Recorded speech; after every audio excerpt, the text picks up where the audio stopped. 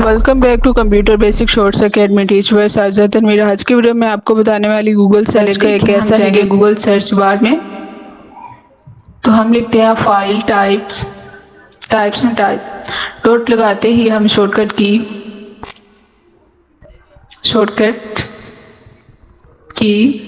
Of Excel PDF Excel तक गए तो आप एक्सेल पीडीएफ ओके। तो हमारे पास सकते हैं माइक्रोसॉफ्ट, इसको हम सिलेक्ट करते हैं, हमारे पास पीडीएफ आ जाएंगे। तो इसको हम कर लेते हैं सेव अपने कंप्यूटर में, लैपटॉप में।